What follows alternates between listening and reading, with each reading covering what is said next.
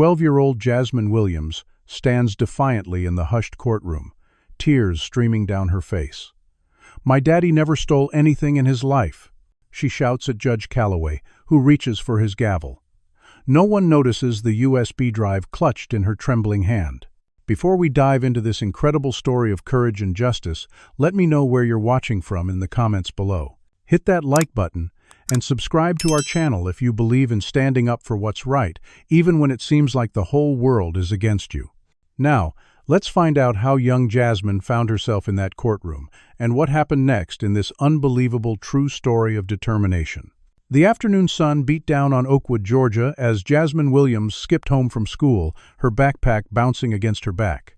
She had aced her history test and couldn't wait to share the news with her father, Marcus. Her excitement evaporated the moment she turned onto Maple Street and saw 3 police cruisers parked outside their modest 2-bedroom home.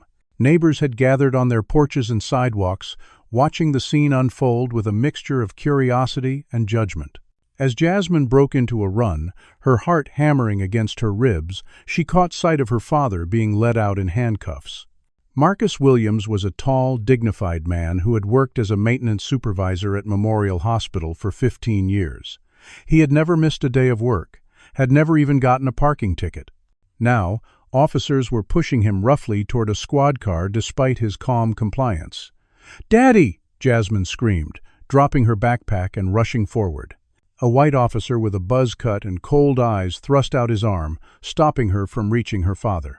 "Stay back, girl," he ordered, his tone making it clear he wouldn't repeat himself. Jasmine stood frozen, watching helplessly as the neighbors recorded the scene on their phones. Not one of them stepped forward to offer comfort or ask questions. Their white faces remained impassive, some even nodding with satisfaction as if justice was being served. Through the crowd, a tall detective with silver-streaked hair approached Jasmine and her grandmother, Eleanor, who had rushed outside at the commotion. Detective Wilson Blackwell. He introduced himself with a smirk that never reached his eyes. "Marcus Williams is under arrest for embezzlement of hospital funds. $70,000 missing from accounts he had access to." Eleanor gasped, her hand clutching her chest. There must be some mistake. Marcus would never. Detective Blackwell cut her off. "No mistake, ma'am. We've been building this case for weeks.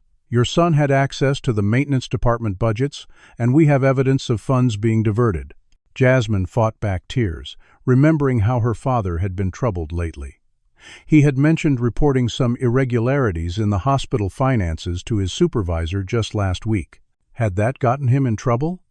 As the police car carrying her father pulled away, Jasmine noticed a sleek black luxury sedan parked across the street. Behind the tinted windows sat Vernon Radcliffe, the white CEO of Memorial Hospital. As their eyes met, his lips curved into a satisfied smile before he signaled his driver to pull away. That night, after putting her 7-year-old brother Caleb to bed with promises that Daddy would be home soon, Jasmine overheard her grandmother on the phone. "This isn't right, Martha. This isn't the first time they've done this to one of our men in Oakwood. The system is rigged against us." Her grandmother's words echoed in Jasmine's mind as she stared at the ceiling, unable to sleep. Rigged against us. Those 3 words would soon fuel a determination that would shake the foundations of Oakwood's justice system. 2 days after the arrest, Jasmine and Eleanor were finally permitted to visit Marcus at the county jail. The smell of industrial disinfectant couldn't mask the underlying odors of sweat and despair that permeated the visitors' area. When Marcus was let in, Jasmine barely recognized her father. His usually neat appearance had been replaced with an ill-fitting orange jumpsuit that hung from his frame. Dark circles shadowed his eyes, and the confident set of his shoulders had given way to a weary slump. "Baby girl," he whispered when he saw her, his voice catching. "I didn't do what they're saying. You know that, right?" Before Jasmine could respond, a harried young woman with a stack of folders tucked under her arm rushed into the room. "I'm Jessica Chen, your public defender," she announced, not bothering with pleasantries. "I've got 15 minutes before I need to be in court for another case." Marcus introduced his family, and Chen nodded distractedly as she spread papers across the table. "The charges against you are serious, Mr. Williams. The prosecution claims you diverted maintenance department funds over a 6-month period. They have records of suspicious transactions from accounts you had access to, and there's evidence of a large cash deposit in your family account last month. That was my brother's life insurance money, Eleanor protested. James passed away from cancer, and he left that money to help with the kids' education. Chen made a note but didn't look convinced. We'll need documentation of that. The prosecution is building a case that you were living beyond your means. New clothes for the kids, repairs on your car. Marcus leaned forward, his handcuffs clanking against the metal table. Those clothes were hand-me-downs from church members, and I fixed the car myself with parts from the junkyard. None of this makes sense. I think I'm being framed because I started asking questions about hospital expenditures that didn't add up. Chen's expression suggested she'd heard similar claims before. Your case has been assigned to Judge Calloway's court, she said, lowering her voice. Jasmine noticed her grandmother stiffen. Judge Harold Calloway's reputation preceded him. In his 15 years on the bench, he had become known for handing down maximum sentences to black defendants while offering leniency to whites charged with similar crimes. There's something else, Marcus added urgently. The security footage from the administrative hallway would prove I wasn't anywhere near the financial offices when these transactions supposedly happened. They need to check that footage. Chen made another note. I'll request it, but don't get your hopes up. The preliminary report mentions that security footage from key areas was corrupted during the relevant time periods. Convenient, isn't it? Her tone made it clear this wasn't a coincidence. As their time wound down, Marcus reached across the table to squeeze Jasmine's hand. I need you to be strong for Caleb and Grandma.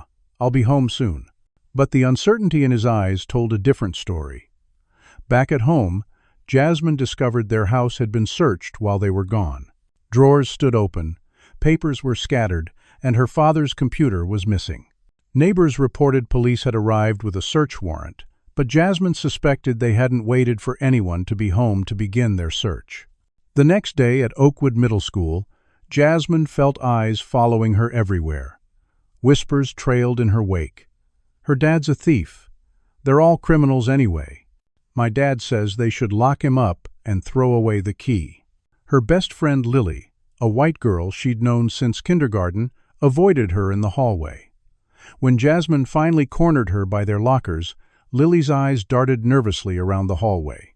My parents said I can't hang out with you anymore, she mumbled, studying her shoes. They said your dad is a criminal, and that it runs in families. The betrayal cut deep. Only Miss Harriet Washington, her African-American literature teacher, showed any compassion. After class, she quietly handed Jasmine a stack of books. These might help you understand what's happening, she said softly. And remember, Jasmine, truth has a way of coming to light, even when powerful people try to bury it. Among the books were titles about justice, wrongful convictions, and the history of racial inequality in the American legal system. That night, as Jasmine flipped through the pages, a seed of determination took root. If no one else would fight for her father, then she would. She just needed to figure out how. Have you ever felt like the whole world was against someone you love? That's exactly what Jasmine faced as she walked through the hallways of Oakwood Middle School the next day. Look, there goes the thief's daughter. A boy sneered as he intentionally bumped into her, sending her books sprawling across the floor. Better watch your backpack around her, his friend added, both of them laughing as they sauntered away. Tears pricked at Jasmine's eyes, but she refused to let them fall. Instead, something hardened inside her, like concrete setting around a foundation of determination. I will not let them win, she whispered to herself as she gathered her scattered belongings. That afternoon, instead of heading straight home, Jasmine took a detour to the public library and found a quiet corner with computers. She began researching how detectives solved crimes, taking careful notes in a spiral notebook. If the system wouldn't help her father, she would have to become the investigator he needed. Her first mission: gather witness statements. The next day after school, Jasmine knocked on Mrs. Patterson's door. The elderly woman had lived across the street for 30 years and had been watering her petunias when the police arrested Marcus. I don't know if I should be talking to you about this, Mrs. Patterson said nervously, glancing up and down the street, as if expecting to be watched. "Please," Jasmine begged. "My dad didn't steal anything. I just need to know what you saw." Something in her pleading eyes must have moved the woman because she sighed and ushered Jasmine inside. Using her phone to secretly record, Jasmine listened as Mrs. Patterson described the arrest. That detective, the one with the gray hair, he was here before the other officers arrived. "I thought it was strange, because he was just sitting in his car watching your house for almost an hour." This detail didn't match Detective Blackwell's official statement that they had responded to an anonymous tip about suspicious activity. Over the next week, Jasmine spoke with 5 other neighbors who had witnessed the arrest. Each account contained small inconsistencies with the official story. Armed with this information, Jasmine made her boldest move yet. She visited Memorial Hospital. "I'm just here to collect my dad's personal things from his locker," she told the receptionist, who gave her a pitying look and buzzed her through to the maintenance department. As she walked the familiar hallways where she had sometimes visited her father, she kept her ears open. In the break room, 2 administrative assistants were gossiping over coffee. "I still can't believe Marcus Williams was stealing all that money," one said. "I know," the other replied, lowering her voice. "But doesn't it seem weird? He drove that same old car for years and his kids wear second-hand clothes. If I were stealing $70,000, I'd at least buy myself some new shoes." Jasmine lingered by the vending machine, pretending to decide on a snack while eavesdropping. As she rounded the corner toward the maintenance office, she nearly collided with an elderly black janitor. "Mr. Johnson!" she exclaimed, recognizing her father's longtime colleague and friend. Clarence Johnson had worked at Memorial Hospital for 30 years and had been like an uncle to Jasmine. His eyes widened in recognition, then darted around to make sure no one was watching. "Jasmine, you shouldn't be here," he whispered, pulling her into an empty supply closet. "They're watching everyone who was friendly with your father." In the dimly lit closet, Mr. Johnson shared something that made Jasmine's heart race. "Your daddy came to me about 3 weeks before his arrest, asking if I'd seen anything strange about the new equipment deliveries. Said the invoices showed we were paying premium prices for basic supplies, and some items never even arrived." He hesitated, then reached into his pocket and pulled out a plastic card. "This is a spare maintenance key card. Your father left it with me for safekeeping. I think he was worried something might happen." Jasmine took the card with trembling fingers. "Mr. Johnson, do you think my dad was set up because he was asking questions?" The old man's eyes were sad but knowing. "In my 30 years here, I've seen how things work. The big fish eat the little fish, and they especially like to eat the little black fish who make waves." As Jasmine left the hospital, she noticed a newspaper stand with the Oakwood Gazette's latest edition. The headline made her stomach clench. "Trusted employee betrays hospital. Williams charged with major theft." The article mentioned her father's troubled past, citing a 20-year-old misdemeanor charge for trespassing that had been dismissed and an argument with a former employer that had been blown out of proportion. Meanwhile, Vernon Radcliffe was quoted extensively, portrayed as a community leader and victim who felt personally betrayed by Marcus. The contrast couldn't have been more stark or more deliberate. That evening, as Jasmine helped Eleanor prepare dinner, the phone rang. When her grandmother answered, her face drained of color. "Stop calling here," she finally shouted before slamming down the receiver. It was the 3rd threatening call that week. Their mail slot had also been stuffed with hateful letters, some containing explicit racial slurs and suggestions that their family go back where they came from, despite the Williams family having lived in Georgia for 5 generations. The stress was taking its toll on Eleanor. Later that night, Jasmine found her grandmother sitting at the kitchen table, her blood pressure medication in front of her, her hands shaking too much to open the bottle. "Grandma, let me help you," Jasmine said, rushing to her side. "I'm fine, child," Eleanor insisted, though her ashen complexion said otherwise, just a little tired. But Jasmine wasn't fooled. The next morning, she had to help her grandmother out of bed, alarmed at how Eleanor winced with each movement.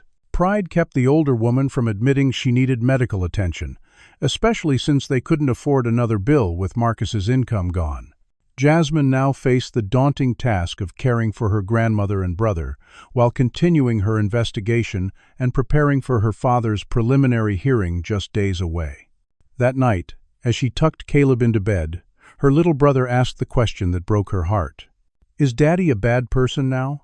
Tommy at school said only bad people go to jail." Jasmine held him close, feeling his small body shake with suppressed sobs. "No, Caleb. Daddy is a good person who some bad people are trying to hurt. But we're going to help him, I promise." As she turned out his light, Jasmine made a decision. At the preliminary hearing, she would find a way to speak up for her father. She just needed to organize her evidence and gather her courage. Do you believe that a 12-year-old girl can stand up against a corrupt system? Comment number 1 if you think Jasmine has what it takes to save her father, or number 2 if you think the odds are stacked too high against her. Like this video if you believe in fighting for justice, even when it seems impossible, and subscribe to see more stories of incredible courage in the face of adversity. Now, what do you think will happen when Jasmine enters that courtroom? Will anyone listen to a child trying to defend her father against powerful enemies? Let's find out in the next part of this unbelievable true story. The morning of the preliminary hearing arrived with an ominous gray sky threatening rain, matching the mood in the Williams household. Eleanor had pressed Jasmine's only dress the night before, and now the girl stood in front of their bathroom mirror, carefully braiding her hair the way her father had taught her.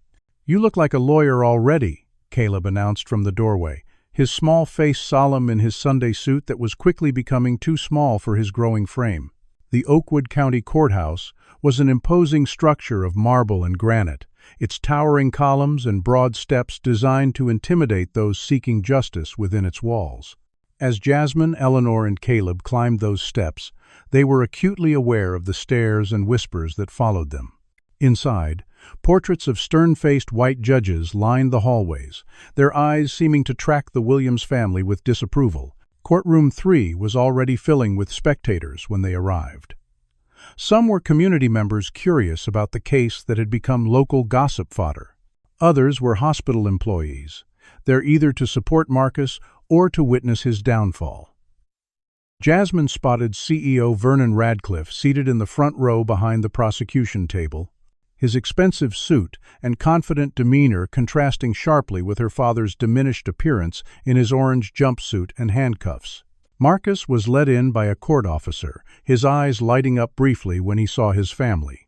He managed a small, reassuring smile for Caleb before taking his seat beside Jessica Chen, who was frantically reviewing notes. On the prosecution side sat District Attorney Richard Montgomery, a silver-haired man with a perfectly tailored suit and the smooth, practiced demeanor of someone accustomed to winning. Jasmine had learned that Montgomery's re-election campaign had received generous donations from Radcliffe's Family Foundation for the past 3 election cycles. All rise. The bailiff called as Judge Harold Calloway entered the courtroom. In his late 60s, with thinning white hair and piercing blue eyes, Calloway had a reputation for running his courtroom with an iron fist. He barely glanced at Marcus as he took his seat and shuffled through the case files. "Preliminary hearing in the State versus Marcus Williams," he announced, his deep voice resonating through the room. "Charges of embezzlement and fraud. Let's proceed." District Attorney Montgomery approached the bench with confident strides. "Your Honor, the State has compelling evidence that the defendant, while employed as maintenance supervisor at Memorial Hospital, systematically diverted funds intended for equipment and supplies into personal accounts. The total amount exceeds $70,000 over a 6-month period." What followed was a methodical presentation of what appeared to be damning evidence. Financial records showing transactions authorized under Marcus's employee credentials. Bank statements with suspicious deposits. Testimony from the hospital's financial controller about discrepancies discovered during a routine audit. Throughout, Jessica Chen attempted to object to several points, questioning the chain of evidence and the timing of the discoveries, but Judge Calloway overruled her repeatedly. "Your Honor," Chen argued during one exchange, "my client's brother passed away recently, leaving him a life insurance payment that explains the deposit in question. We have documentation to verify this." Montgomery countered immediately. The timing of that deposit coincides exactly with the largest diversion of hospital funds, Your Honor. We suggest this documentation was created after the fact to provide cover for the defendant's crimes." Judge Calloway nodded. Objection overruled. By the time the prosecution rested its case, the atmosphere in the courtroom felt oppressive. Jasmine watched her father's shoulders slump further with each damning piece of evidence. When it was the defense's turn, Jessica Chen seemed hesitant and underprepared.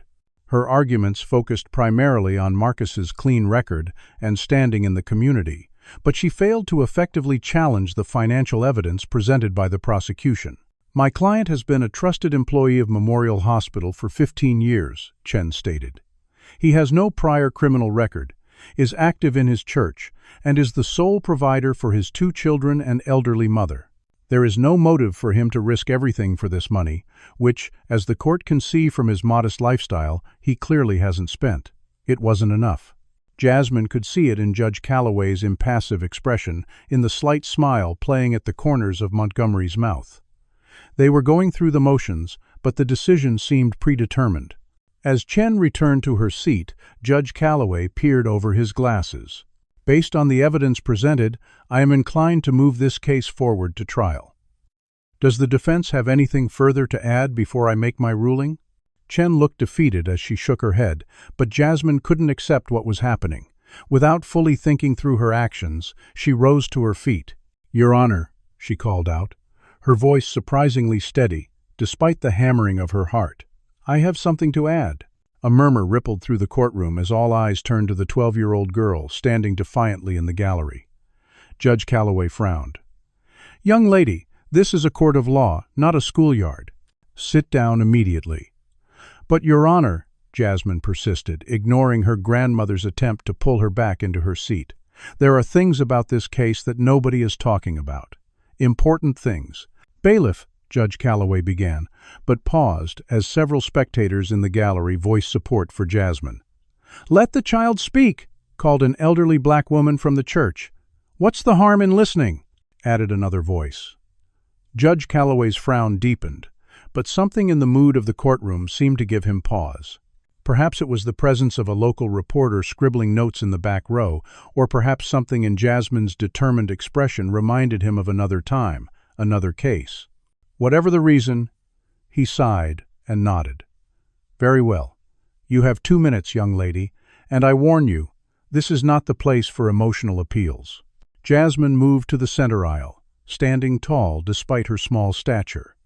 "My name is Jasmine Williams, and Marcus Williams is my father. He didn't steal any money from the hospital." She took a deep breath, then began highlighting the inconsistencies she had discovered. "The prosecution says, my dad authorized these transactions. But on October 12th and 20th, when 2 of the largest transfers happened, he was taking me and my brother to doctor's appointments. The hospital's own time records will show he was off those days." She continued with remarkable composure. Detective Blackwell stated in his report that he responded to an anonymous tip, but our neighbor, Mrs. Patterson, saw him watching our house for an hour before the arrest.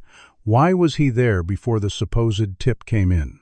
Jasmine could see Judge Calloway's expression shifting from irritation to curiosity. Encouraged, she pressed on. "My father told his supervisor 3 weeks before his arrest that he had concerns about financial irregularities at the hospital. Specifically, invoices for maintenance supplies that were overpriced or never delivered. Why isn't anyone investigating that?" At this, Vernon Radcliffe shifted uncomfortably in his seat. Montgomery stood to object. But Judge Calloway waved him down, his eyes fixed on Jasmine. "The bank deposit they're using against my father was from his brother's life insurance. My Uncle James died of cancer last month. We have the policy documents and the check stub." She turned to face the gallery, addressing the spectators directly. "My father drives a 15-year-old car that breaks down every month. I wear hand-me-down clothes, and we can barely afford my brother's asthma medication. If he stole $70,000, where did it go?" The courtroom had fallen completely silent. Even those who had come expecting to see Marcus Williams's downfall seemed moved by his daughter's articulate defense. "Please, Your Honor," Jasmine concluded, her voice finally breaking slightly. "My father is innocent. He taught me that the truth matters. He taught me to stand up when something is wrong. That's all I'm doing now." For a long moment after she finished, no one spoke. Judge Calloway studied Jasmine with an unreadable expression, then turned to the prosecution. "Mr. Montgomery, are you prepared to address these points raised by Miss Williams?" Montgomery recovered quickly. "Your Honor, while the child's loyalty is commendable, these are unsupported claims that don't override the solid financial evidence we've presented. We request the case proceed to trial as planned." Judge Calloway nodded, then surprised everyone. "I'm granting a 2-week continuance before we proceed to trial. During this time, I expect the prosecution to verify the defendant's whereabouts on the dates in question and to investigate the insurance payment claim. I also want to see those security recordings, corrupted or not." He looked directly at Jasmine. "Young lady, your courage is notable, but this court will ultimately be guided by evidence, not emotion." With a bang of his gavel, the hearing was adjourned. As Marcus was led away, he managed to catch Jasmine's eye, mouthing "I'm proud of you" before disappearing through the side door. Outside the courthouse, news cameras captured Jasmine, Eleanor, and Caleb descending the steps. A reporter thrust a microphone toward Jasmine. "How does it feel to stand up to Judge Calloway? Do you really think your father is innocent?" Eleanor stepped between Jasmine and the camera. "My granddaughter has said all she needs to say inside. We're just asking for a fair investigation." As they walked to the bus stop, Jasmine noticed a black sedan following slowly behind them. Inside, she glimpsed Detective Blackwell watching them with cold eyes. The continuance was a small victory, but it had also put a target on their backs. That evening, as they returned from visiting Marcus at the jail, they discovered their home had been vandalized. Racial slurs were spray-painted across their front door and windows. Their small garden had been destroyed, plants uprooted and strewn across the yard. Inside, drawers had been emptied, furniture overturned, and Jasmine's notebook of investigation notes was missing. When Officer Lisa Parker arrived to take their report, her lack of concern was palpable. Kids probably, she suggested, barely bothering to look at the racial epithets decorating their home. Or maybe someone who's angry about the hospital theft. People work hard for their money. They don't like thieves. "My father is not a thief," Jasmine insisted, her fists clenched at her sides. Officer Parker shrugged, her pen hovering indifferently above her notepad.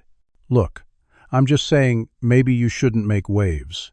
Things can get worse than a little graffiti, if you know what I mean." The threat was thinly veiled. As the officer left without taking photos or fingerprints, Jasmine helped her grandmother clean the hateful words from their door. The 2-week continuance suddenly seemed very short. She had managed to buy her father some time, but now she needed to find real, concrete evidence before he faced trial. The system was stacked against them, but Jasmine was more determined than ever to uncover the truth. Her father's freedom depended on it. By the next morning, the video of Jasmine confronting Judge Calloway had spread across social media like wildfire. Local news stations played clips of her impassioned defense, and the hashtag #JusticeForMarcus began trending in their region. As Jasmine walked to school, strangers stopped her to offer encouragement or to express their own stories of injustice at the hands of Oakwood's legal system. The sudden attention was both empowering and terrifying. While public support grew, so did the forces working against them. Vernon Radcliffe held a press conference on the steps of Memorial Hospital, his expression grave as he addressed the cameras. "While I understand the emotional response to a child defending her father, the financial evidence is irrefutable. As CEO, I have a responsibility to our patients and staff to ensure that funds meant for health care aren't diverted for personal gain. I considered Marcus Williams a trusted member of our team, which makes this betrayal all the more painful." Radcliffe went on to announce new security measures, including fingerprint authorization for all financial transactions and increased surveillance of maintenance staff. What he didn't mention was that these measures predominantly affected the hospital's black employees, who were concentrated in support roles like maintenance, housekeeping, and food service. That afternoon, as Jasmine was leaving school, a sleek black car pulled up beside her. the back window lowered to reveal a distinguished black man in his 50s. Jasmine Williams? My name is Benjamin Marshall. I'm a civil rights attorney. I'd like to speak with you and your grandmother about your father's case. Suspicious after all they'd been through, Jasmine kept her distance. How do I know you really want to help us? Marshall handed her his business card. Call the NAACP office and verify who I am. I saw your courtroom speech. You've got guts and intelligence, qualities I admire. I think your father is being railroaded, and I want to offer my services pro bono. Later that evening, after confirming Marshall's credentials, Jasmine and Eleanor invited him to their home. Unlike Jessica Chen, Marshall arrived with a team that included a forensic accountant and a private investigator. He listened intently as Jasmine shared everything she had discovered. Jessica Chen is overwhelmed with cases, Marshall explained. The public defender's office has a caseload 4 times what's manageable. I'd like to take over your father's defense, with her remaining as co-counsel. Eleanor's eyes filled with tears of relief. We can't afford to pay you, Mr. Marshall. The attorney shook his head. This isn't about money. Cases like this are why I became a lawyer. What's happening to your father reflects a pattern I've seen too often. While Marshall's involvement gave them hope, Jasmine continued her own investigation. Using Mr. Johnson's keycard, she slipped into the hospital after hours, her heart pounding as she navigated the dimly lit corridors. Her target was the maintenance office where her father had worked. She needed to find any documentation he might have kept regarding the financial irregularities he had noticed. The hospital was eerily quiet at night, with only the occasional nurse or janitor passing through distant hallways. Jasmine had almost reached the maintenance department when she heard voices approaching. Ducking into a supply closet, she held her breath as 2 security guards walked by. Radcliffe wants extra patrols past the maintenance office, one was saying. Says there might be more evidence of Williams' theft hidden there. When the guards had passed, Jasmine continued more cautiously. Inside her father's office, she quickly discovered the filing cabinets had been emptied and the computer wiped clean. However, as she carefully examined the room, she noticed something unusual. A small security camera was tucked into the corner of the ceiling, partially hidden by a ventilation grate. The camera wasn't mentioned in the police reports, which had claimed there was no surveillance of the maintenance office. Taking photos with her phone, Jasmine documented the hidden camera before slipping out of the hospital undetected. The next day at school, Miss Washington kept Jasmine after class. My brother Michael is visiting this weekend, she said quietly. He's a computer security expert, and he's heard about your father's case.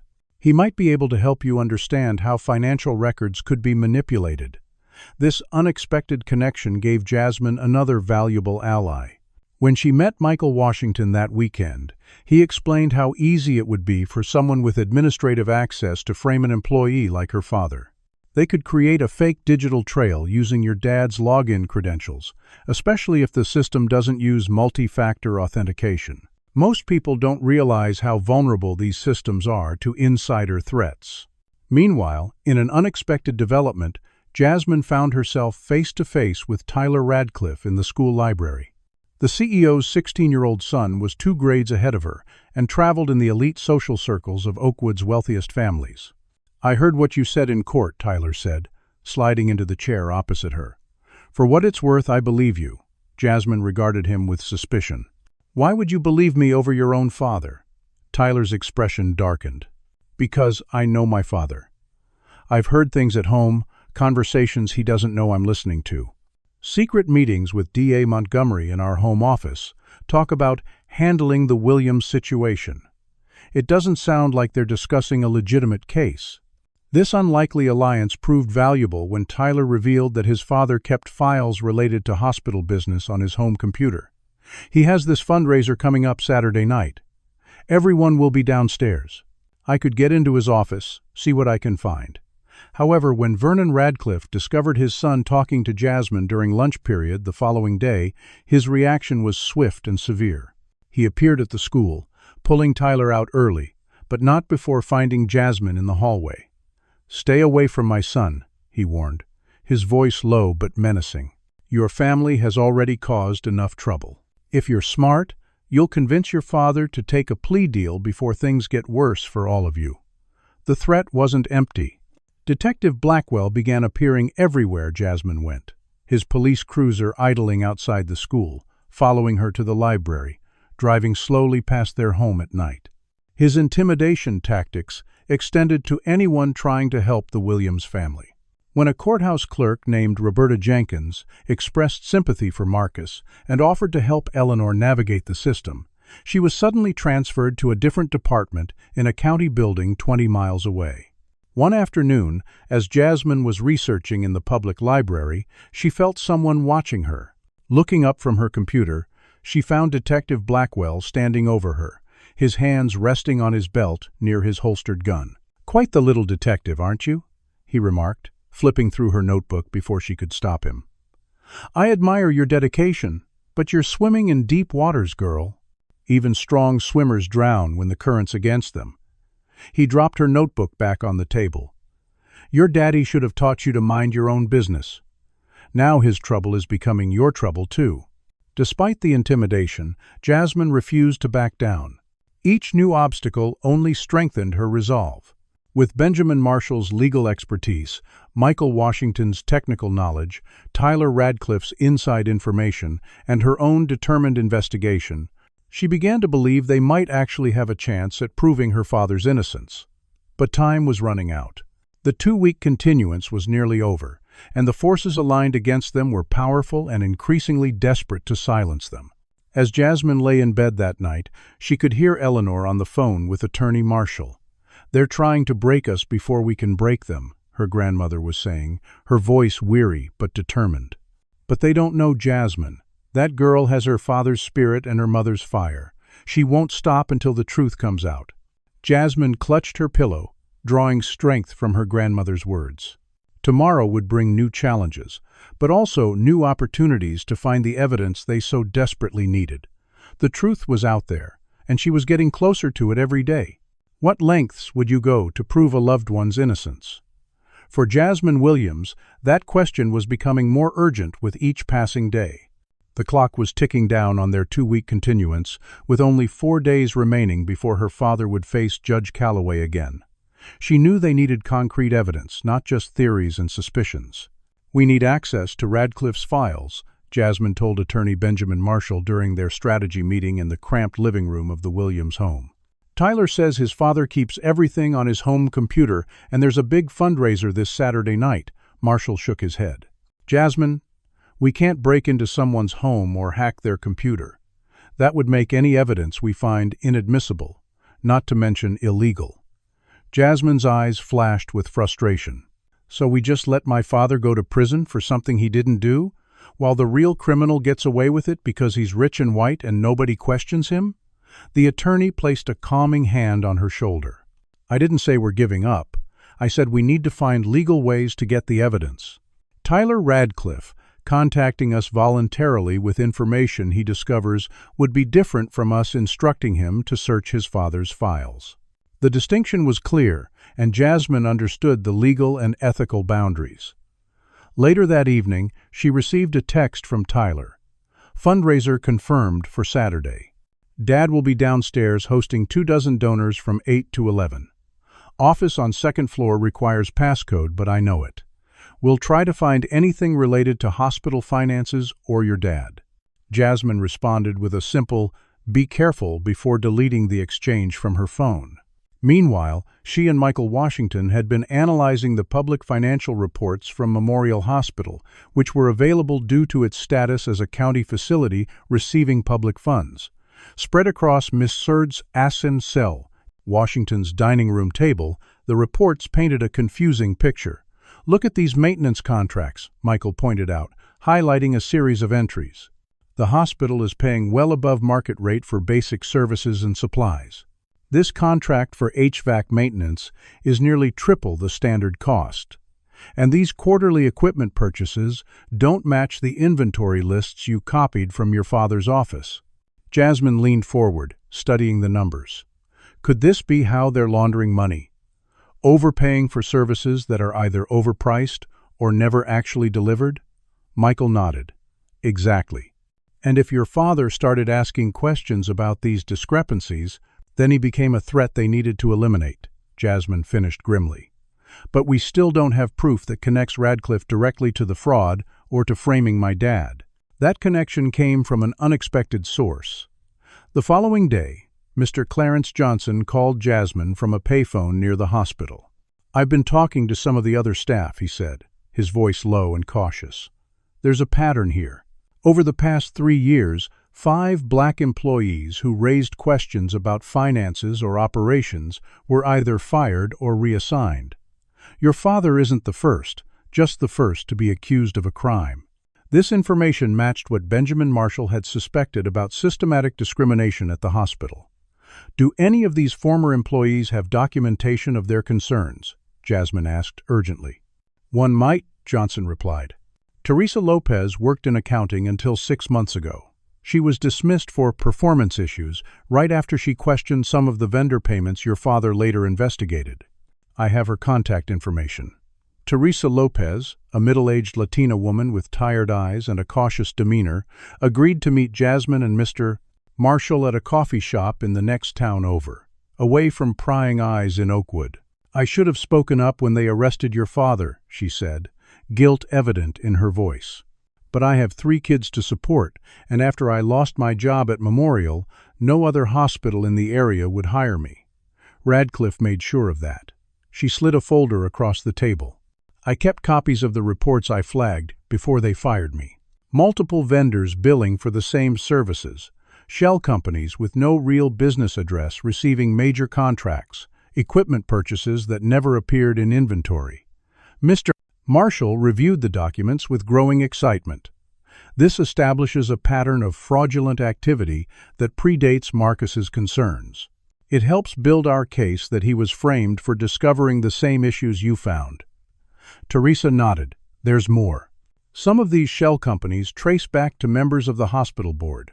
I couldn't prove it then, but one of them, Meridian Maintenance Services, is registered to an address owned by Radcliffe's brother-in-law."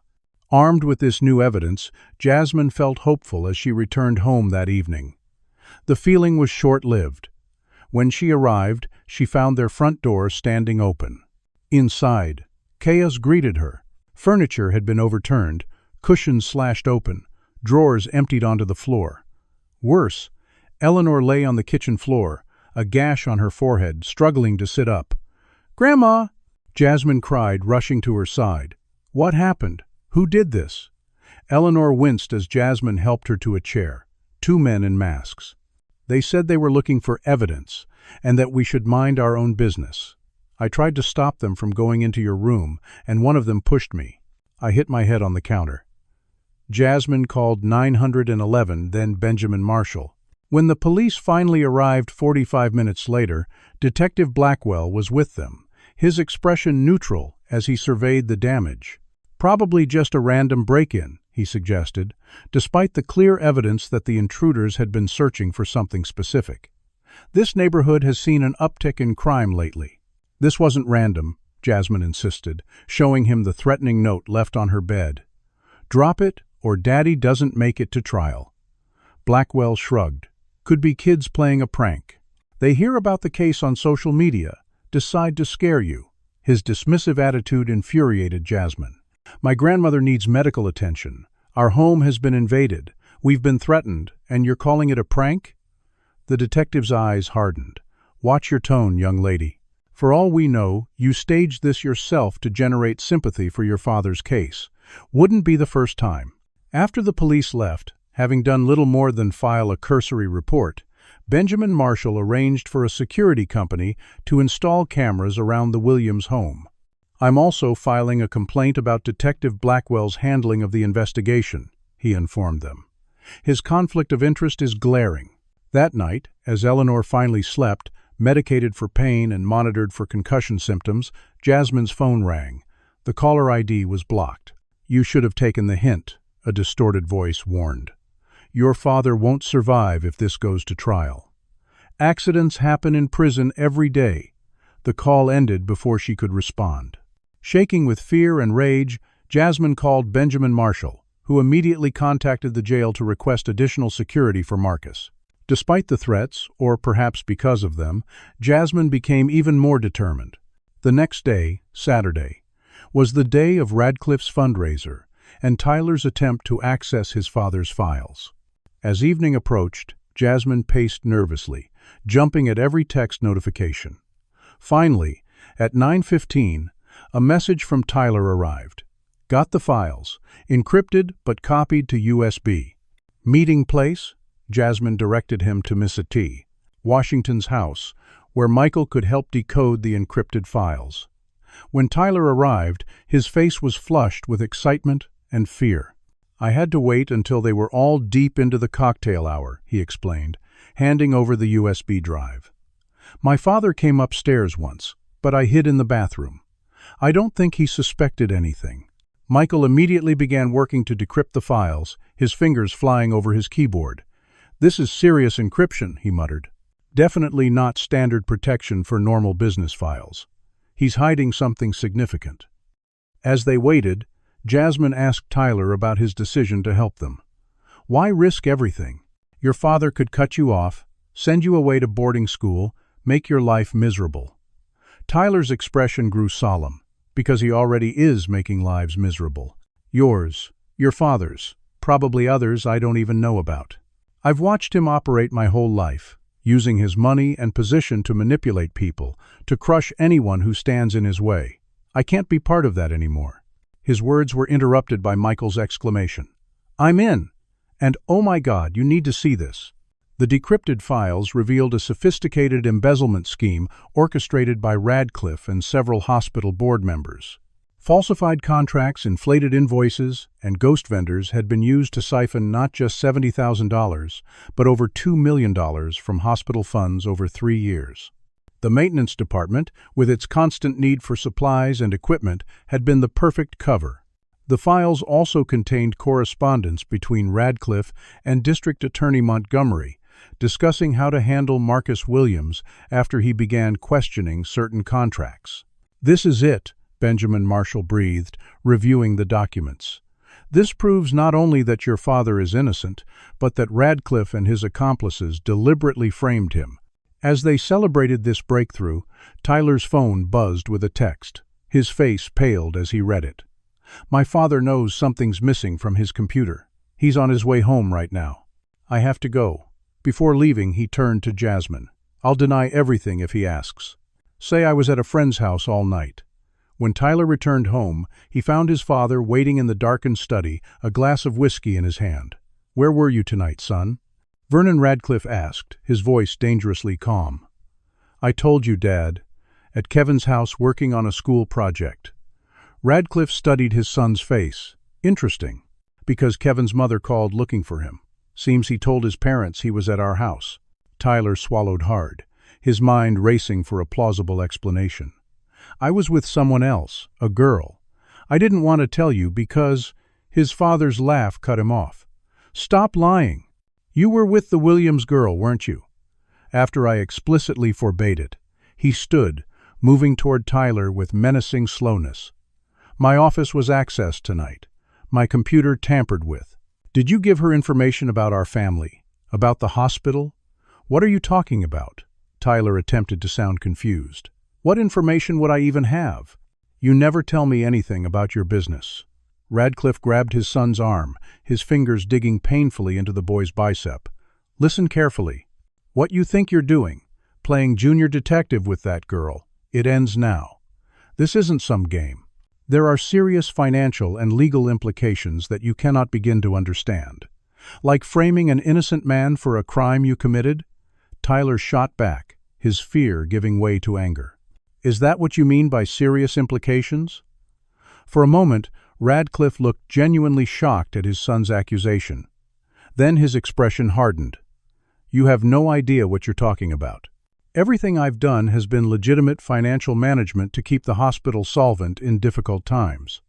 Is that what you call creating fake companies to funnel money into your personal accounts?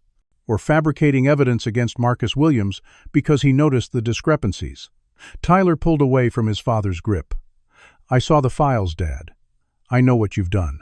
Vernon Radcliffe's face transformed, a cold calculation replacing his anger. What I've done is build a life of privilege for you. Private schools, expensive hobbies, college funds, all of it provided by me. Remember that before you throw your lot in with strangers." He straightened his tie, composing himself.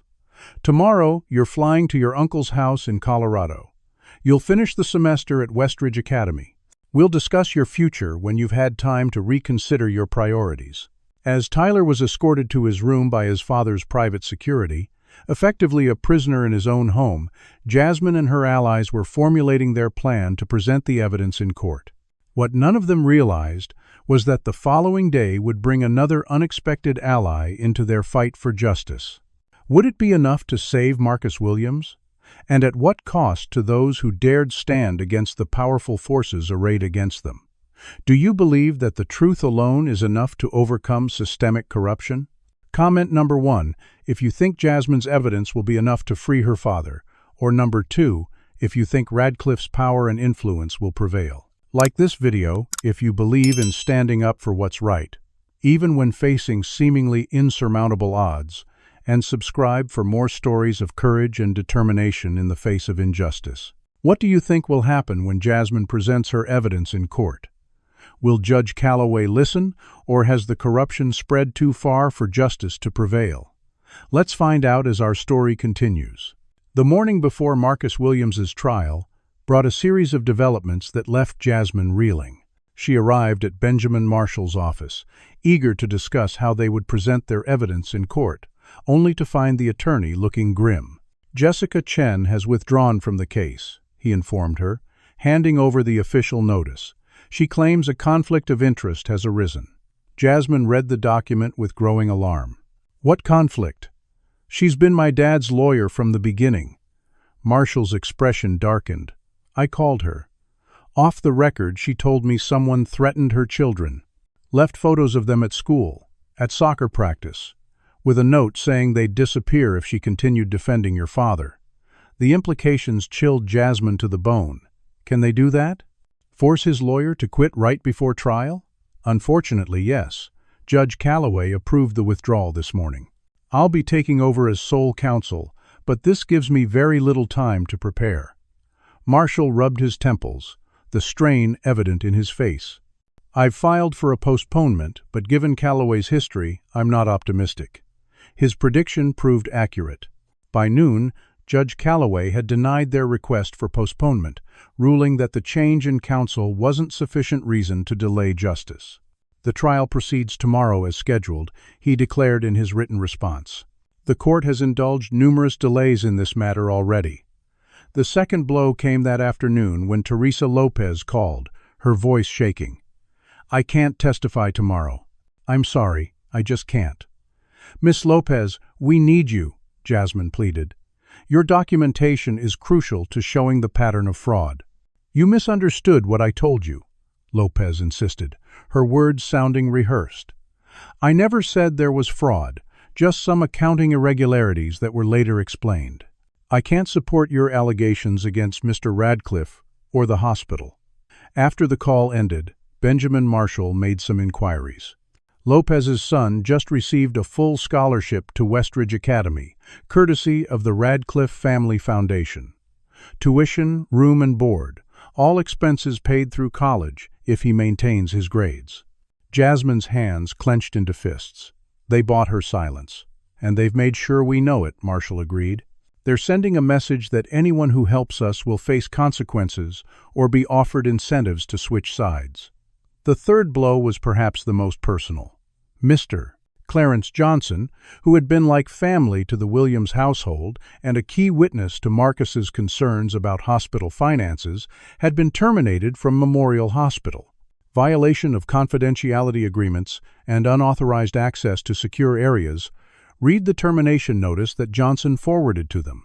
The timing, the day before trial, made the motive transparent. As these setbacks accumulated, Jasmine waited anxiously for word from Tyler. After their breakthrough with the encrypted files, communication had gone silent. Her texts went unanswered, calls straight to voicemail. "I'm worried about him," she confessed to Miss Washington, who had stopped by with dinner for the Williams family. "His father must have found out he helped us." Miss Washington nodded grimly.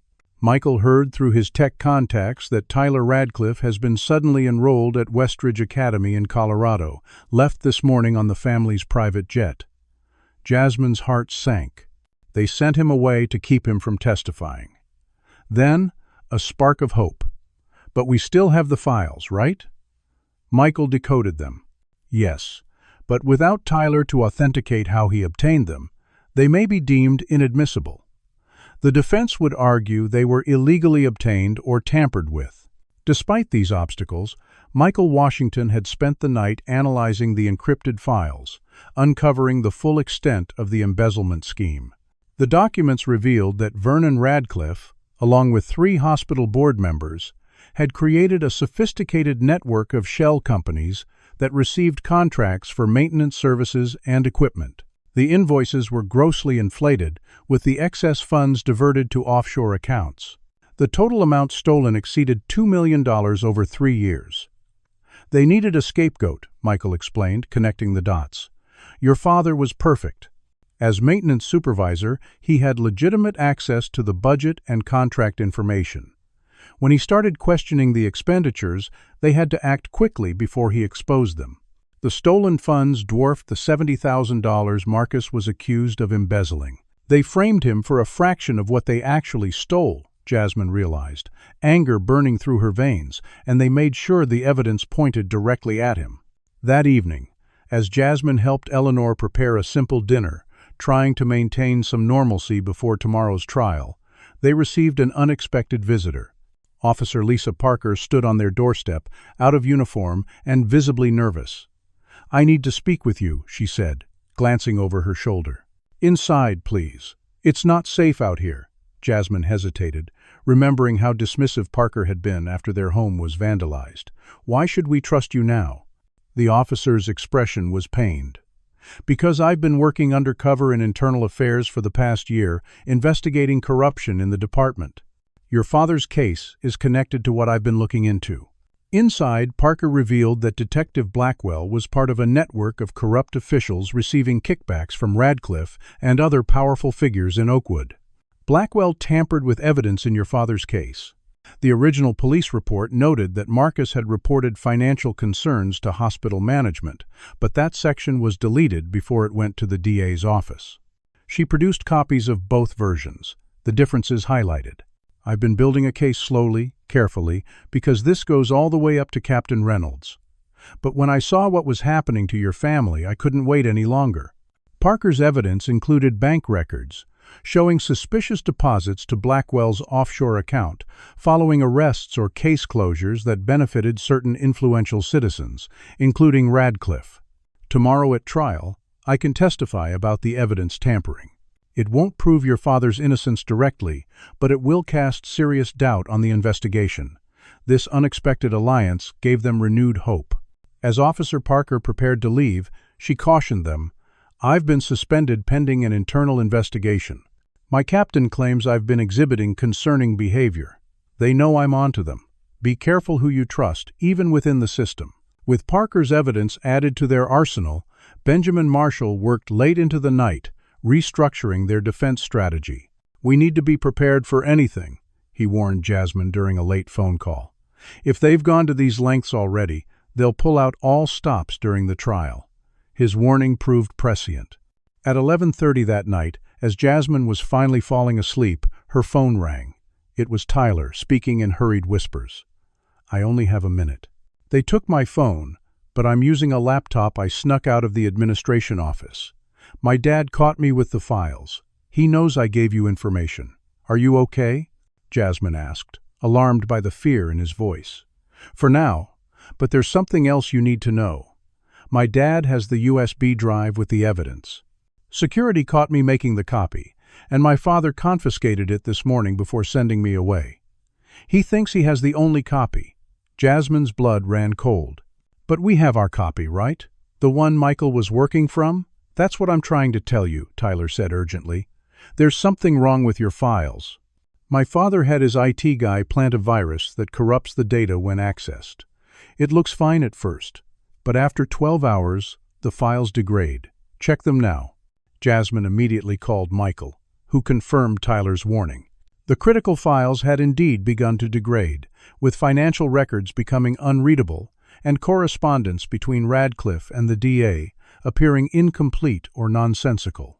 "We're running recovery programs, but it's sophisticated malware," Michael reported. "We may only be able to salvage portions of the evidence." As midnight approached, Jasmine felt the walls closing in. Their key witnesses had been silenced or discredited, their documentary evidence compromised, and the trial was hours away. Even with Officer Parker's testimony about police corruption, they still lacked concrete proof of the broader conspiracy to frame Marcus. Benjamin Marshall called a late-night strategy session at his office. "We still have the corrupted security footage from the hospital," he reminded them. "If we could somehow restore it, we might be able to prove Marcus wasn't present during the financial transactions he's accused of authorizing." Michael Washington, who had been quiet for several minutes, suddenly straightened. "I might be able to help with that. I've been developing a program that reconstructs corrupted video files using frame interpolation and reference imaging. It's experimental, but do it," Marshall urged. "At this point, we need every possible advantage." As Michael left to work on the security footage, Jasmine, Eleanor, and Benjamin Marshall continued refining their trial strategy. The odds seemed insurmountable, but they refused to concede defeat. "Tomorrow will determine not just my son's fate, but whether justice is possible in Oakwood," Eleanor said softly, her voice steady despite the fear in her eyes. "Whatever happens, we've exposed their corruption. That counts for something." Jasmine squeezed her grandmother's hand. "It's not over yet, Grandma.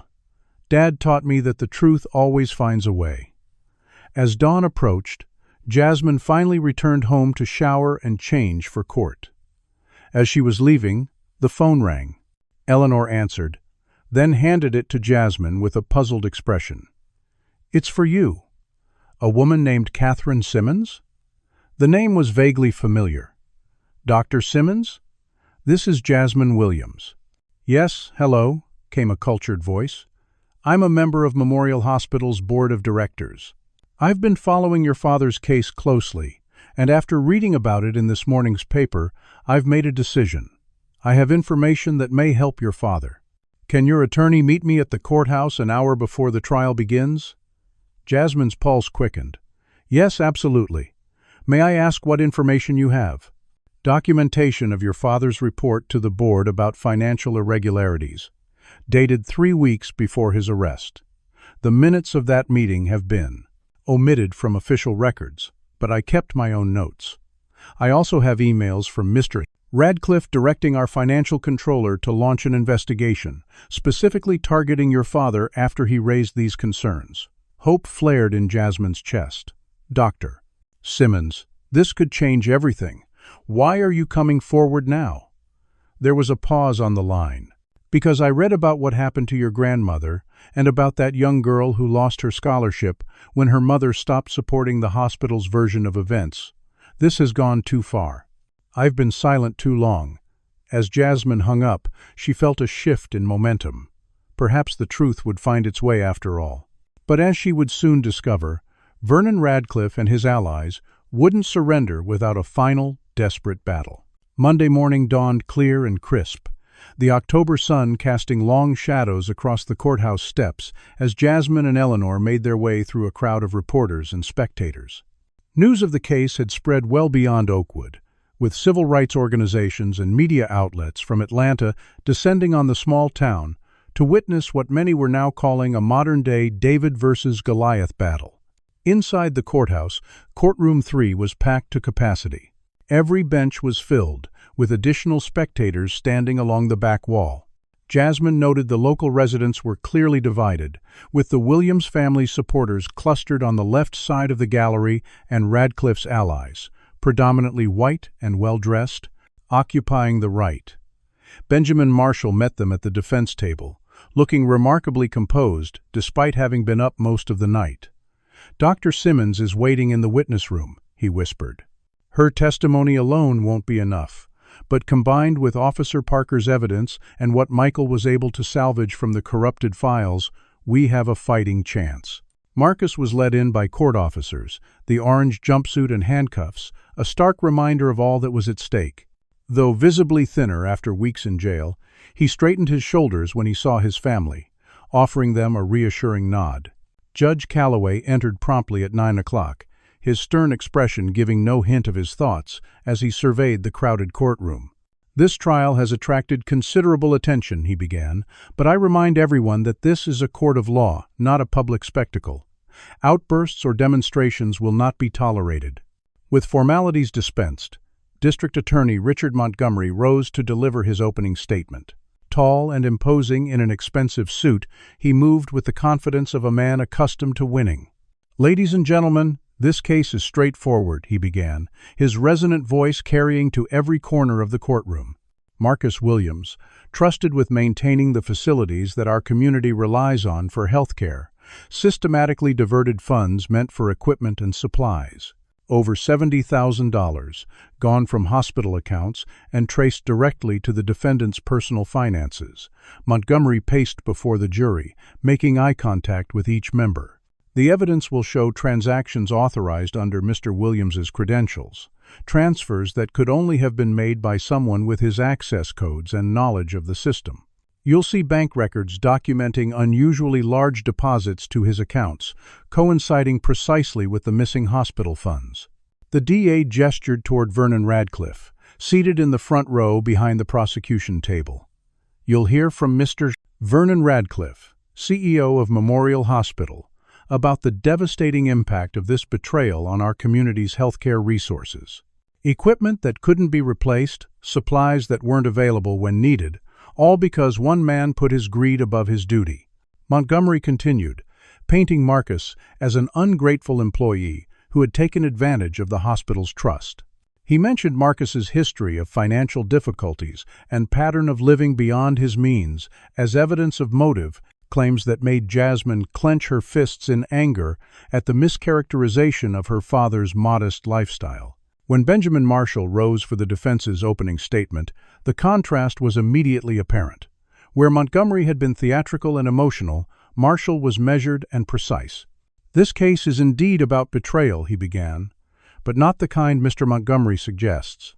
This is about the betrayal of justice itself, about powerful men using an innocent man as a scapegoat for their own crimes." Marshall outlined their defense clearly. Marcus Williams had discovered financial irregularities at Memorial Hospital, reported them through proper channels, and was then framed for embezzlement to silence him. The evidence will show that Mr. Williams was not even present at the hospital when several of these transactions occurred. It will reveal tampered police reports, manipulated financial records, and a conspiracy that extends from the hospital boardroom to the highest levels of local law enforcement. The morning proceeded with the prosecution calling a series of witnesses: the hospital's financial controller, who testified about discovering the discrepancies; the IT director, who confirmed the transactions had been made using Marcus's login credentials; and several board members who spoke about the impact of the missing funds. During cross-examination, Marshall methodically exposed inconsistencies in their testimonies. The financial controller admitted she had never directly observed Marcus making the suspicious transactions. The IT director conceded that anyone with administrative access could have used Marcus's credentials. One board member reluctantly acknowledged that Marcus had indeed raised concerns about certain contracts weeks before his arrest. As the lunch recess was called, Jasmine felt cautiously optimistic. Marshall had successfully planted seeds of doubt, though the prosecution's case still appeared strong.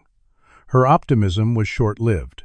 As she was leaving the courtroom, her phone buzzed with a message from Tyler. "Dad found out about Dr. Simmons. She's been called to emergency board meeting. Can't leave to testify." Jasmine immediately relayed this to Marshall, who hurried to the witness room, only to find it empty. Dr. Simmons had indeed been summoned away, leaving only a brief note apologizing for her absence. Their key witness, the one board member willing to confirm Marcus's report of financial irregularities, was now unavailable. The second blow came minutes later when Officer Parker called. "I've been officially suspended," she reported. "My captain confiscated my evidence files this morning. They're claiming I fabricated the documents as part of a personal vendetta against Detective Blackwell. I can still testify about what I saw, but without the documentary evidence. It becomes your word against theirs, Jasmine finished, her heart sinking. Exactly. And they've already started a smear campaign, suggesting I have psychiatric issues that affect my judgment. The third and most devastating blow came when Michael Washington called. His voice was a mixture of frustration and despair. The security footage is too corrupted for complete recovery. I've managed to restore fragments, but not the continuous footage we would need to definitively prove your father's whereabouts. As they reconvened at the defense table for the afternoon session, the mood was somber. They've systematically dismantled our case, Marshall admitted quietly. Without Dr. Simmons, without the security footage, without Officer Parker's documentary evidence, we're left with circumstantial arguments against their seemingly solid financial records. Jasmine refused to accept defeat. Then we need to attack their evidence directly. Show it was fabricated. Marshall nodded. That's our only remaining strategy. When they present the financial records this afternoon, I'll focus on exposing inconsistencies. The prosecution's afternoon strategy centered on the financial evidence. A forensic accountant methodically walked the jury through spreadsheets and bank statements projected on a large screen. As you can see, she explained, pointing to highlighted transactions, these withdrawals from the hospital maintenance account correlate exactly with deposits to Mr. Williams' personal account, typically within a 24-hour period. As Jasmine studied the projected documents, something caught her eye. She quickly flipped through the discovery files they had received during preparation, comparing them with what was being presented. Mr. Marshall, she whispered urgently, these aren't the same documents they gave us during discovery. The dates on some transactions are different. Marshall's eyes narrowed as he verified her observation. When the accountant concluded her testimony, he approached for cross-examination with renewed purpose. Miss Patel, I'd like to direct your attention to the transactions dated September 14th through 16th. Are these the same documents provided to the defense during discovery? The accountant hesitated, glancing toward the prosecution table. I was given these documents by the district attorney's office.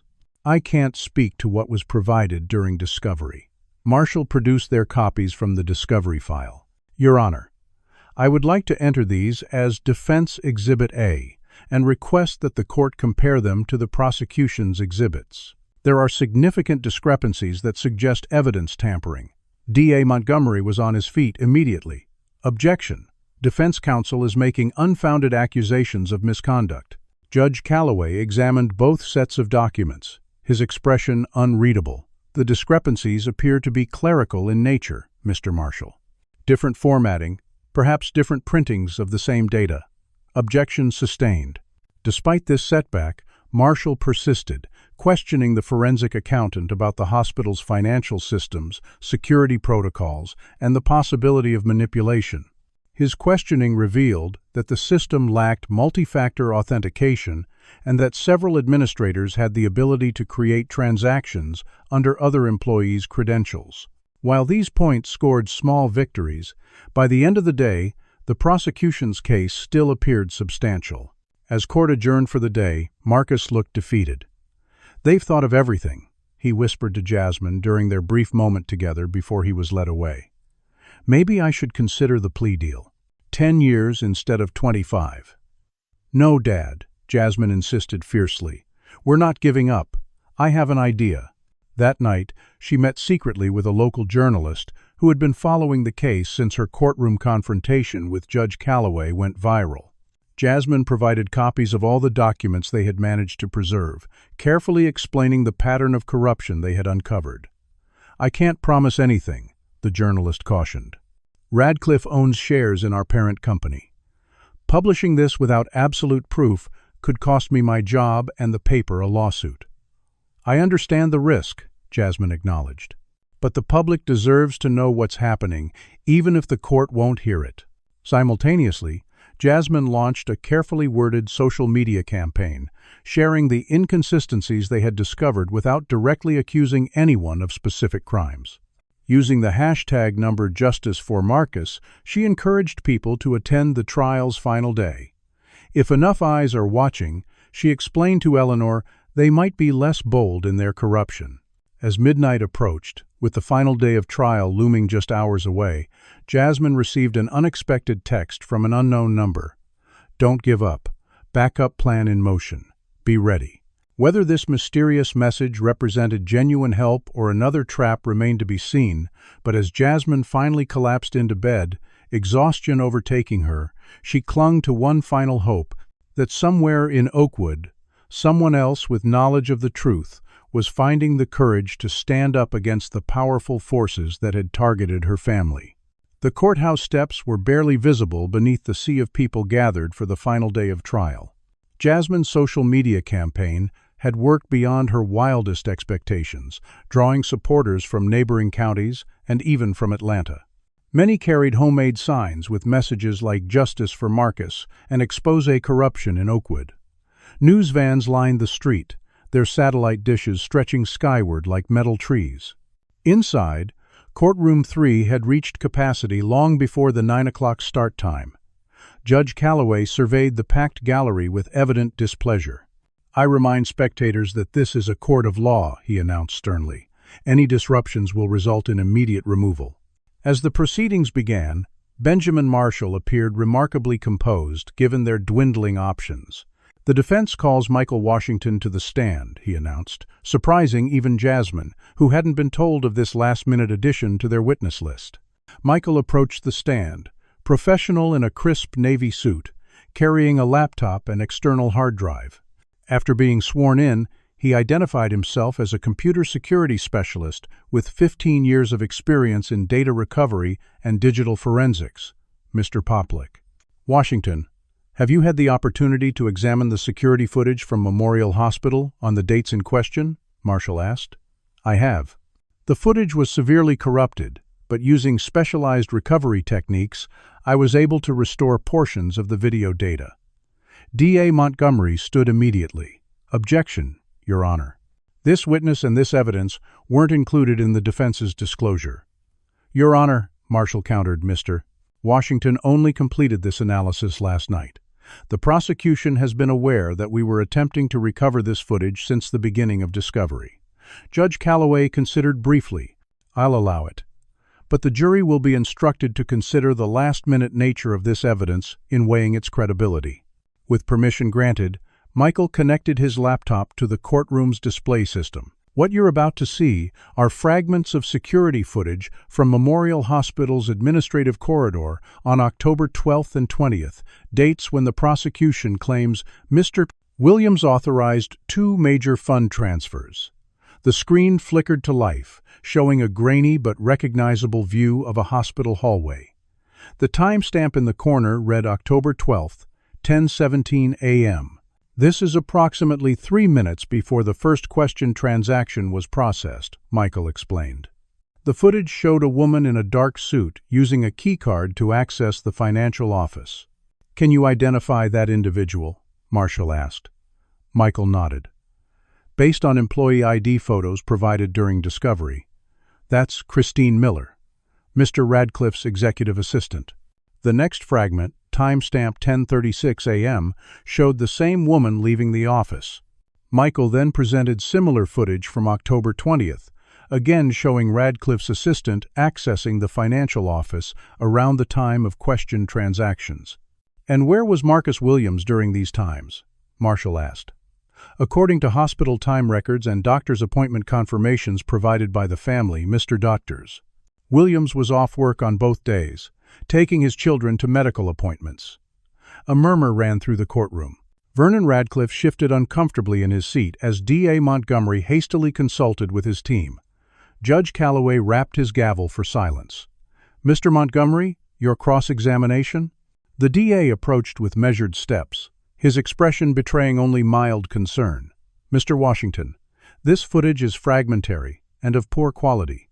Can you state with absolute certainty that the individual shown is Miss Miller?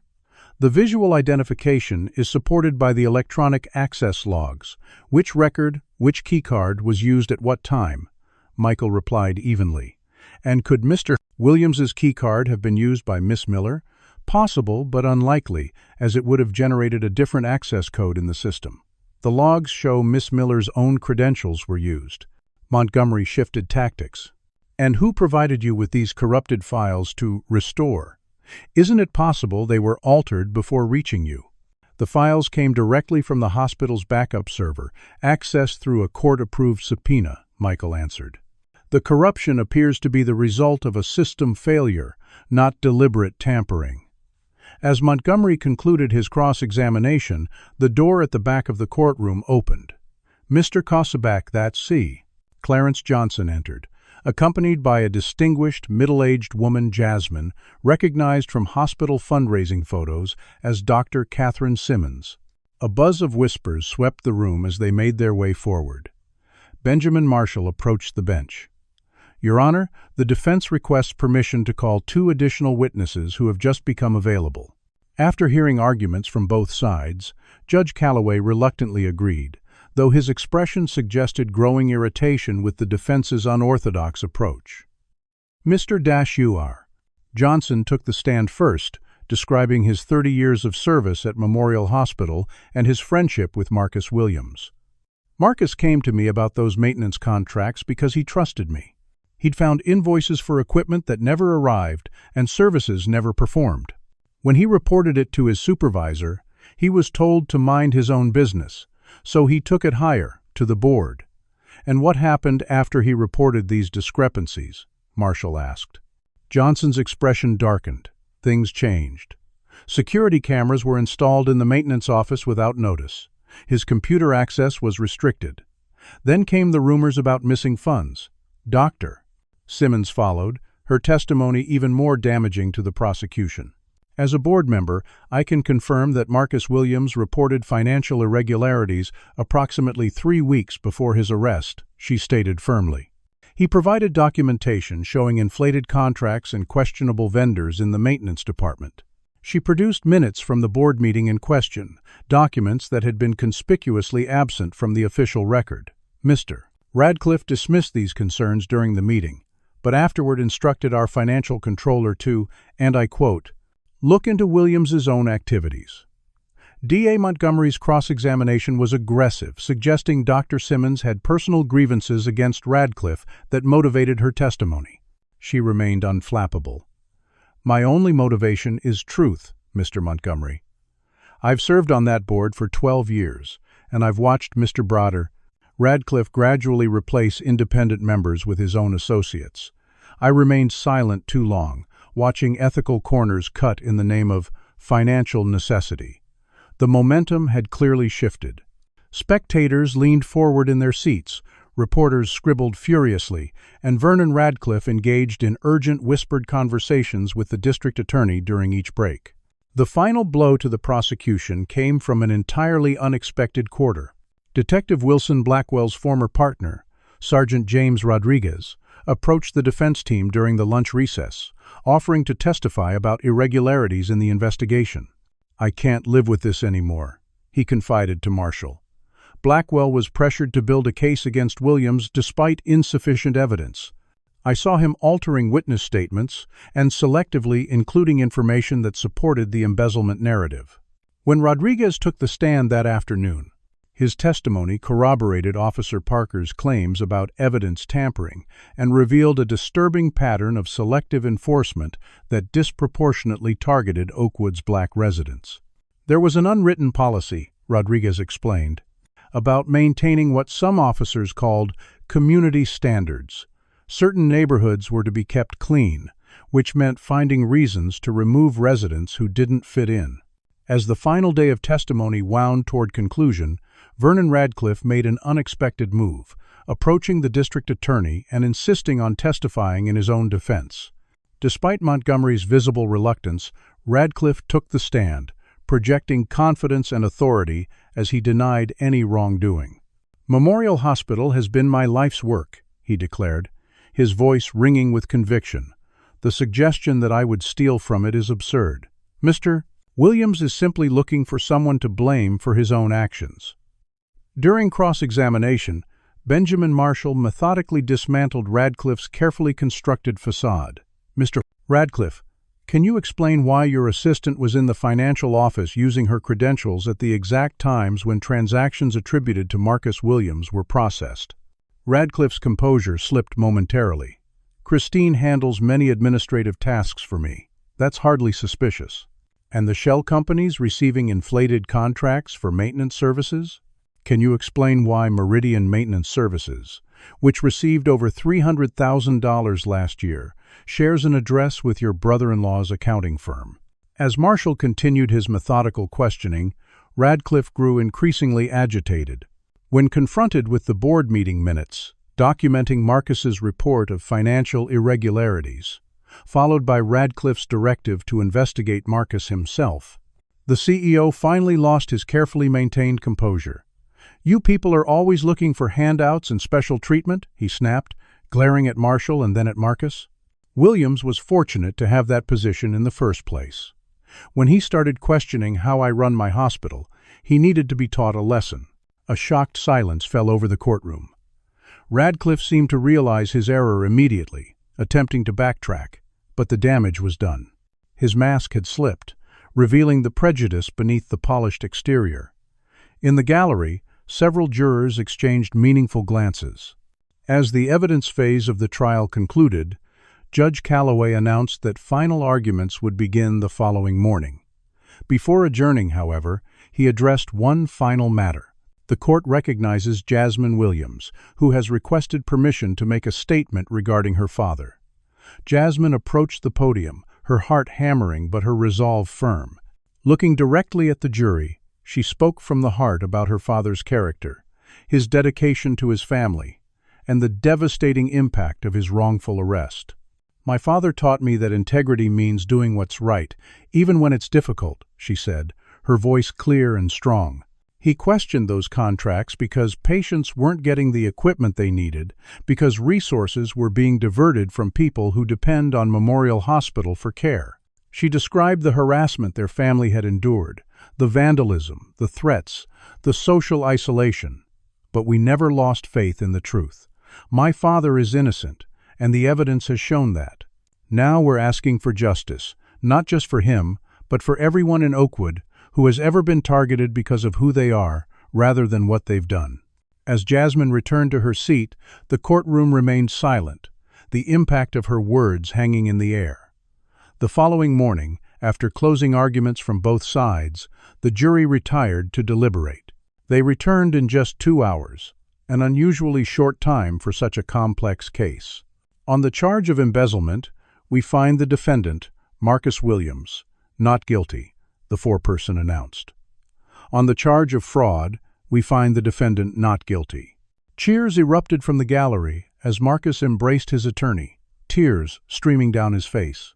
Jasmine and Eleanor rushed forward as soon as the bailiff allowed, enveloping him in a family embrace that had been denied them for too long. Judge Calloway, after restoring order, made an unusual announcement. "In light of evidence presented during this trial, suggesting serious misconduct by hospital administration and law enforcement, I am referring this matter to the State Attorney General's office for investigation. Mr. Williams, you are free to go. This court extends its apologies for your ordeal." In the days that followed, the ripples from the trial spread far beyond Oakwood. The state launched investigations into Memorial Hospital's finances and the police department's practices. Vernon Radcliffe resigned in disgrace, and several board members followed suit.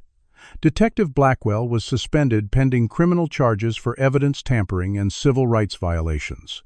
Marcus Williams received formal apologies from the hospital's new interim administration and job offers from multiple healthcare facilities impressed by his integrity.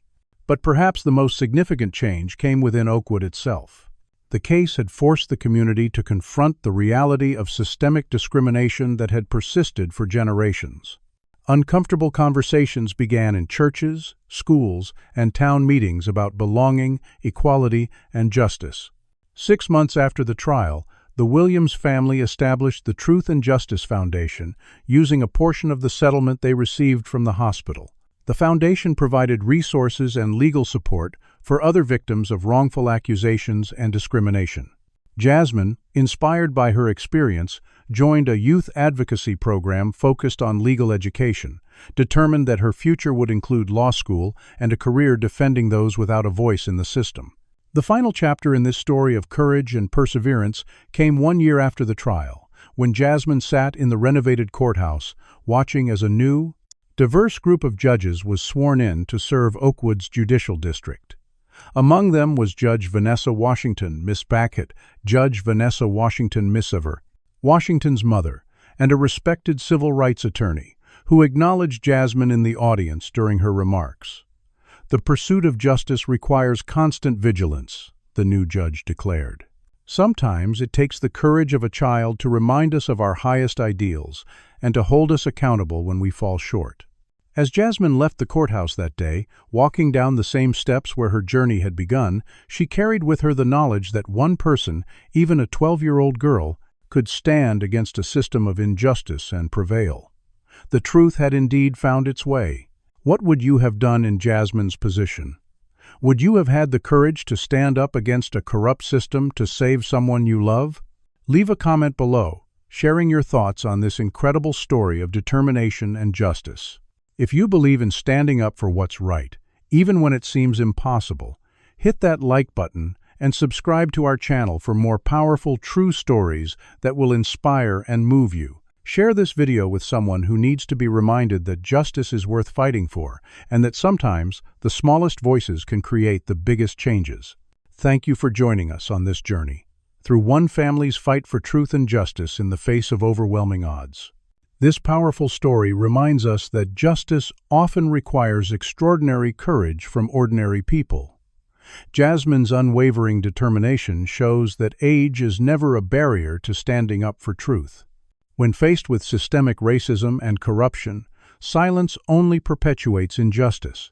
The Williams family's ordeal demonstrates how discrimination can infiltrate every level of society, from police departments to courtrooms to respected institutions, creating a web of injustice that seems impenetrable.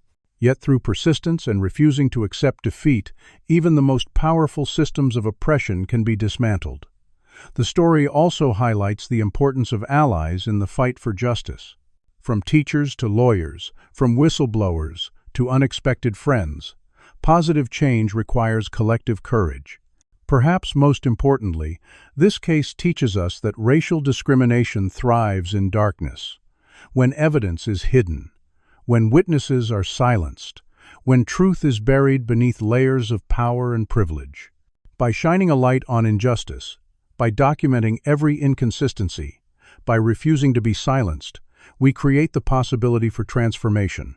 True justice demands both individual bravery and community solidarity, reminding us that the path to equality requires both personal courage and collective action. What would you have done if you were in Jasmine's position? Would you have had the courage to stand up against a corrupt system that was designed to protect the powerful at the expense of the innocent? Share your thoughts in the comments below. If this story of courage and determination in the face of racial injustice moved you, please hit that like button to help others find it. Subscribe to our channel for more powerful stories that shine a light on systemic injustice and the brave individuals who fight against it. Don't forget to share this video with someone who needs to be reminded that one voice, even a child's voice, can spark meaningful change when speaking truth to power. Together, we can create a world where justice isn't determined by the color of your skin or the size of your bank account. Thank you for watching, and remember, courage isn't the absence of fear, but the determination that something else is more important than fear.